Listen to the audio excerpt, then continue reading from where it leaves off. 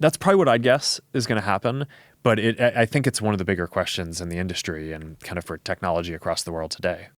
Gosh, I mean, I think maybe one that's a little more AI specific is there a current set of methods that seem to be scaling very well, right? So with past AI architectures, you could kind of feed an AI system a certain amount of data and use a certain amount of compute, but eventually it hit a plateau.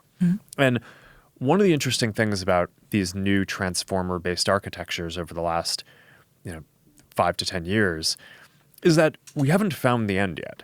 So that leads to this dynamic where Llama 3, we could train on 10 to 20,000 GPUs. Llama 4, we could train on more than 100,000 GPUs. Llama 5, we can plan to scale even further.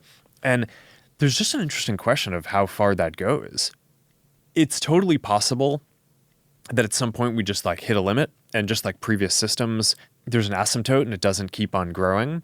But it's also possible that that limit is not going to happen anytime soon, and that we're going to be able to keep on just building more clusters and generating more synthetic data to train the systems, and that they're just going to keep on getting more and more useful for people for quite a while to come. And it's a really big and high stakes question, I think, for the companies, because we're basically making these bets on how much infrastructure to build out for the future. And this is like hundreds of billions of dollars of infrastructure. So I'm clearly betting that this is going to keep scaling for a while. But it's one of the big questions, I think, in the field, because it is possible that it doesn't. Or it could be the case, and that's what I'm betting on, that the fundamental AI will just continue advancing for quite a while, and that we're going to get both a new set of products that are just really compelling in all these ways, and that the technology landscape and what's possible will just continue being dynamic over like a 20-year period.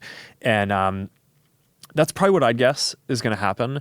But I think it's one of the bigger questions in the industry and kind of for technology across the world today.